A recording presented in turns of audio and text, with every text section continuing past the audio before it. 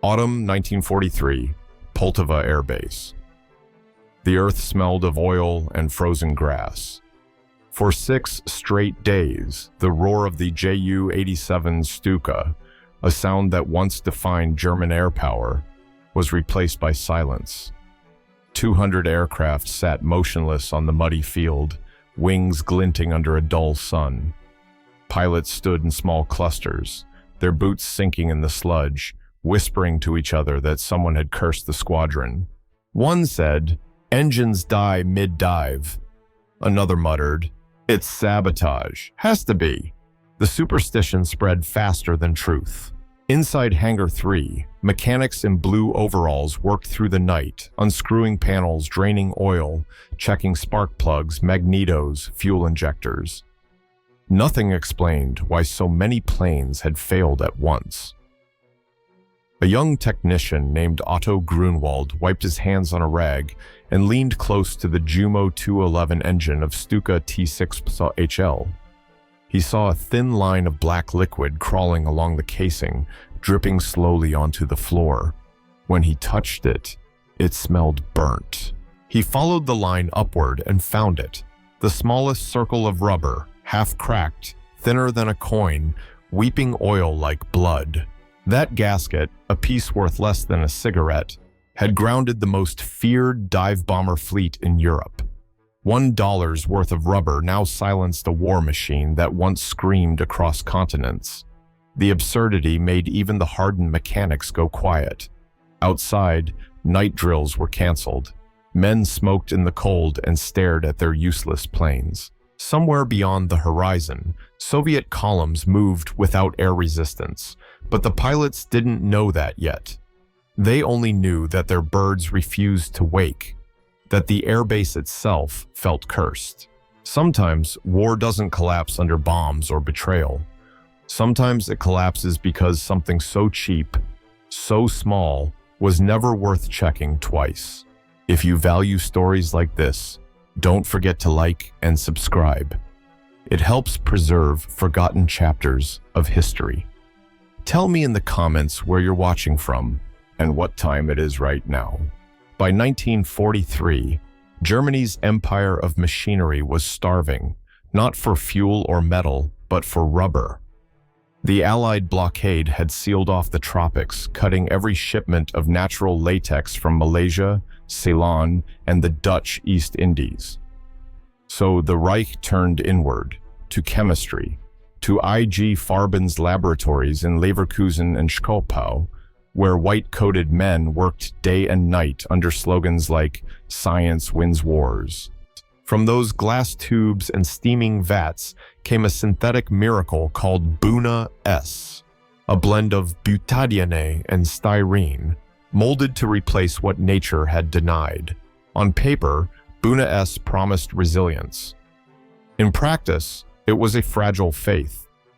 Inside every Jumo 211 engine, built for the Stuka dive bomber, the gaskets sealing the oil lines faced temperatures beyond 200 degrees Celsius.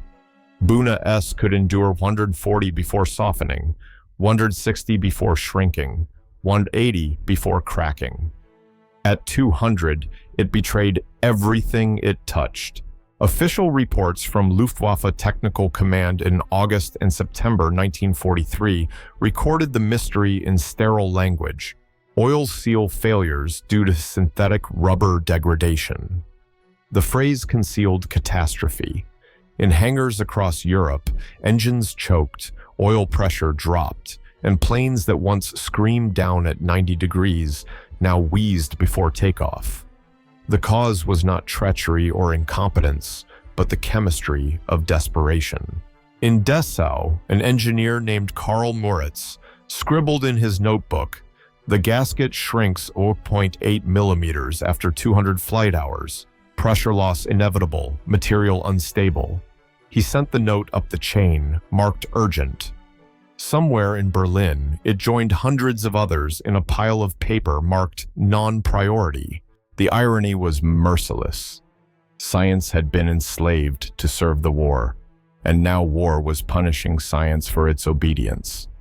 Buna-S was the triumph of intellect under tyranny and the failure of truth under fear. When engineers warned of weakness, they were told that the Führer wanted results, not excuses. In a single stroke of chemistry and arrogance, Germany's technological pride became its undoing. Factories still stamped out gaskets by the thousand, workers still cheered slogans about industrial victory, and no one yet realized that the engines carrying the Reich's dream of domination were already dying molecule by molecule. Outside the laboratories, the sky still rumbled with distant thunder, but beneath the noise of war, something microscopic was tearing. The bond between polymer chains, the bond between science and sanity. At first, no one dared say the word sabotage, but the fear was already there. When 200 Stukas failed within days, logic surrendered to paranoia. Orders came from Berlin. Investigate all maintenance personnel for possible treason. At Poltava, Gestapo sedans rolled through the gates, black as ravens, their tires spitting mud. They set up interrogation rooms beside the hangars, where light bulbs swung over sweating mechanics. One officer whispered, "If the engines don't speak, the men will." The interrogation stretched for days. Grease-stained hands turned cold under the glare. One mechanic swore he had cleaned every oil line himself. Another cried that he hadn't slept in 3 nights. Still, every morning the Stukas sat silent, their propellers motionless, like dead flowers. Pilots grew nervous. Some refused to fly, even the few planes that still worked. The curse had become contagious. The investigation led nowhere, until the chief engineer, Oberingenieur Albrecht, ordered a full teardown. He and a small team dismantled an entire Jumo 211 engine piece by piece, labeling every part, every pipe, every seal. For 3 nights, they worked under the drone of floodlights, until Albrecht noticed something under his magnifier. Tiny fissures across the rubber ring. They looked like spider webs, each one a crack born from heat, not sabotage. He wrote a single line in his logbook: failure due to thermal degradation, no enemy interference. The next morning, Gestapo men left without a word. The pilots went back to their mess halls, pretending the incident never happened. But the airbase was quieter after that, as if everyone had glimpsed the fragility beneath the uniform. A young technician, Otto Grunwald, wrote a letter to his brother on the Eastern Front. "We hunted a traitor and found only temperature. We fought physics with suspicion, and physics won." That line, unpublished, unsent, summed up the turning point of irony that haunted Germany's war machine. The Reich could control men through fear, but not materials through willpower. Even ideology had no authority over chemistry. By the end of September 1943, reports confirmed more gasket failures from Ukraine to Norway. The crisis had no villain to blame, only a formula that refused to obey. And for the first time, the myth of German perfection cracked, along with the rubber itself. In a quiet industrial zone near the Elbe River, there stood Work No. 32 Dessau, a modest subsidiary of Junkers AG, known mostly for its precision rubber molds. The factory smelled of oil and steam. Workers there punched in before dawn, feeding sheets of black Buna-S into presses that hissed like serpents. The job was repetitive, invisible, and crucial. Each gasket they made was a small promise: to hold pressure, to keep engines alive. In the first week of July 1943, a single polymer batch went wrong. The mixing machine, Unit 14B, had its temperature gauge miscalibrated by just 3 degrees. That error changed the molecular bond density of the rubber by 1 millimeter. 1 millimeter too small. The defect escaped inspection, hidden by the factory's own efficiency. When production quotas demanded 12,000 gaskets a day, No one measured twice. Trucks marked Heeresgut, army property, hauled the boxes away toward Magdeburg, Leipzig, Krakow, Poltava. Inside each crate were hundreds of small black rings, stamped Type 47C. Nobody at Dessau could have imagined that these circles would ground hundreds of aircraft across an empire. The gaskets moved through the Reich's supply arteries like bacteria in a bloodstream, infecting every front at once. By late summer, engineers began noticing a strange pattern. Failures were reported simultaneously from Luftflotte 1 in the Baltic and Luftflotte 4 near the Dnieper. Each report mentioned oil leakage through the primary seal. When overlaid on a logistics map, the supply routes all pointed back to one origin, Dessau. The entire system, praised for its order, its precision, its German perfection, had turned against itself. One senior logistics officer wrote bitterly in his margin notes, "One error in Dessau, 1,000 planes on the ground." A convoy driver later recalled seeing crates loaded at night under blackout lamps, the air heavy with secrecy. "It looked like we were shipping ammunition," he said years later. But it was worse. We were shipping failure. From a distance, it was a perfect metaphor for a nation that had built itself on engineering faith.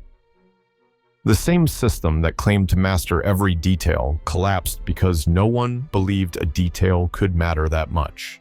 By September, Work 32 was audited, its foreman dismissed, and its machines recalibrated. But the damage had already spread far beyond the gates. Across Europe, Stukas stood in long rows, their noses down, their wings gathering dust. The Luftwaffe's precision had been undone not by Allied bombs, but by its own devotion to process, a domino falling backward through the chain of command. The first gasket cracked in Dessau. The last Stuka fell silent in Stalingrad's shadow. The Soviet advance that autumn was swift and merciless. Between October 1st and 15th, 1943, the Red Army pushed 40 kilometers deeper along the Dnieper line, an impossible feat only months earlier. On the German maps at headquarters, front markers had to be redrawn every dawn. The Luftwaffe's most feared weapon, the Stuka dive bomber, was missing from the sky. Soviet infantry marched unchallenged through open plains where once the earth shook with sirens and 500-kilogram bombs. A captured Soviet intelligence report dated October 14, 1943, later read, "Enemy air activity minimal in the Poltava-Kremenchuk sector. Mechanical failure suspected." They were right, though they could never have guessed that the cause was a ring of rubber no larger than a coin. For the German armored divisions, the silence of their own air force was devastating. Convoys moved by night, field hospitals overflowed by morning. Colonel Hans Keller, commander of a panzer regiment near Lubny, wrote bitterly in his diary, "We lost 6 tanks today, not to Soviet planes, but to their absence." Inside the Luftwaffe's technical offices, stacks of incident reports grew taller than the men reading them. Failure of gasket Type 47C appeared so often it became shorthand for catastrophe. Engineers tried to laugh at the absurdity, calling it the 1-mark miracle, a 1-mark piece that ruined million-mark machines. But no one really laughed. What do you think they felt, those men who built engines that could dive at 600 kilometers per hour, yet lost everything to a flaw invisible to the naked eye? When do human systems reach a point where pride blinds them to fragility? While the world saw battle lines shift, the real collapse was invisible, in the silence between propellers, in the stillness over Poltava. The Red Army didn't need to destroy the Stukas. The Stukas had already destroyed themselves. By the end of October, Luftflotte 4 reported operational readiness down to 37%, the lowest since 1940. That statistic never made it into propaganda bulletins. But for the men who watched Soviet columns advance under a sky they once owned, the number was burned into memory. A single gasket, worth less than a soldier's cigarette, had quietly redrawn the map of Eastern Europe.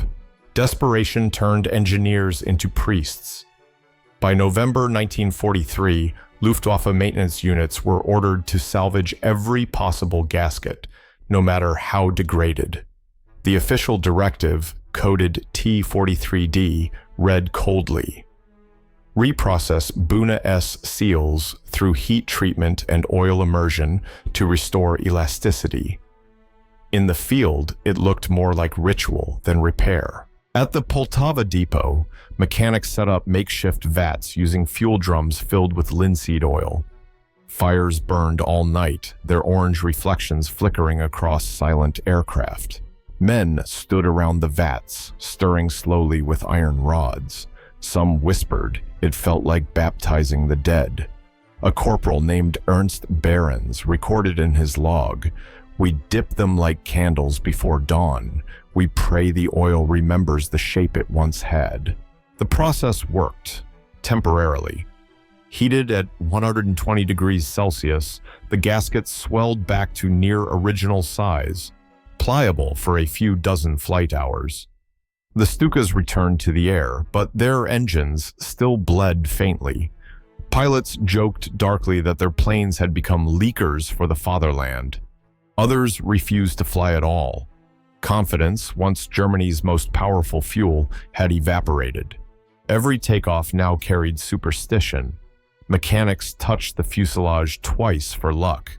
Pilots glanced at the pressure gauge before every dive, as if waiting for betrayal. When the failures returned weeks later, even faith in chemistry was gone. Luftwaffe Command quietly pulled Stuka units from the Eastern Front, reassigning surviving aircraft to Hungary and the Balkans, where cold weather delayed the inevitable breakdown. Inside a tent near Kiev, a senior officer wrote in his notebook, "Our machines decay faster than our men. The rubber has grown tired. So have we." In the following months, entire workshops were reassigned to disassembly duty, salvaging what could be reused, burying what could not. The smell of linseed and burnt oil lingered over every airfield, a scent halfway between factory and funeral. There was no grand explosion, no final battle cry, only exhaustion. The same engineers who once bragged about mastering thermodynamics now watched their own science crumble in silence. They had learned that machinery, like belief, cannot be forced back to life by heat alone. And somewhere, in a corner of a hangar, a bucket of blackened gaskets cooled to ash. Spring 1945. The war that began with engines screaming over Europe ended in a silence heavy as dust. Allied convoys rolled through Saxony, past burned-out rail yards and ghostly hangars where the Luftwaffe had once built its pride. Outside Leipzig, in a warehouse labeled Junkers Reserve Depot 17, British soldiers pried open rusted doors and found something absurd. Rows of wooden crates stacked to the ceiling, each stenciled Motordichtungen, Type 47C. Wartchen.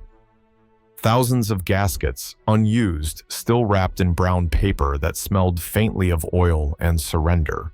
A quartermaster noted in his log, contents appear intact, approximately 50,000 units, function unknown. He could not have known that this forgotten room held the silent echo of an entire air fleet.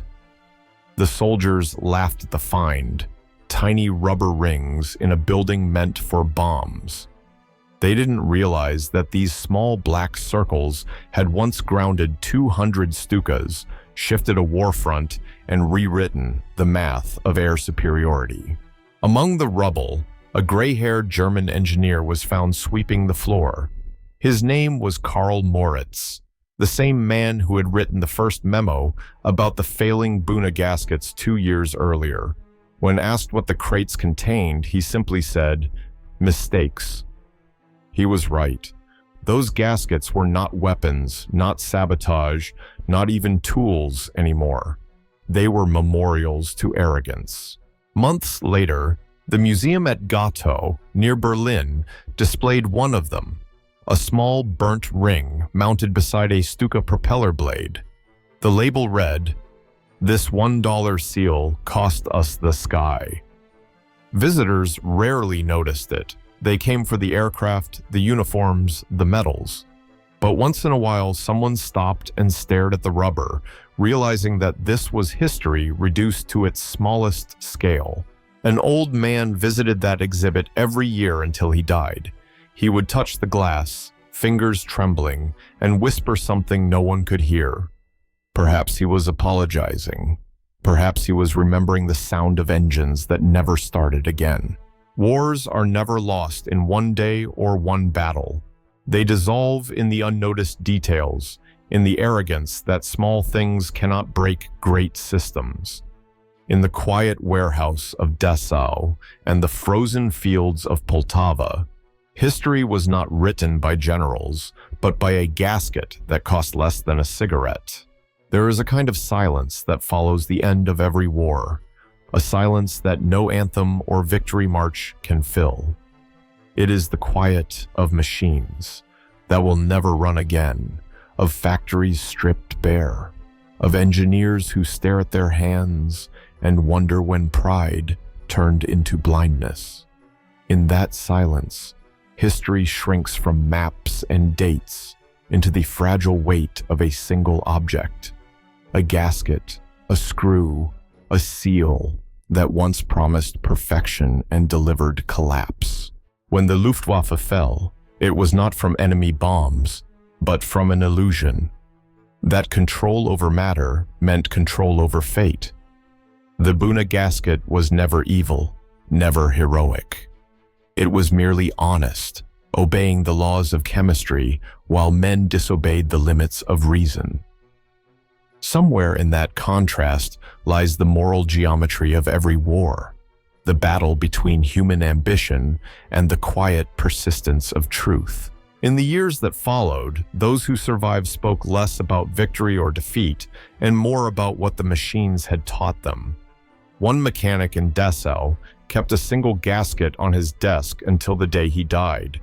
He said it reminded him that no invention is innocent, that every bolt tightened for war will one day loosen for memory. Perhaps that is why, in the museums of Berlin and Gestapo, the smallest relics seem to whisper the loudest, not the planes, not the medals, but the things too trivial to notice, the things that failed. They are the real historians, patient and unflinching, telling us that human greatness is not measured by what we build, but by what we choose to understand before it breaks.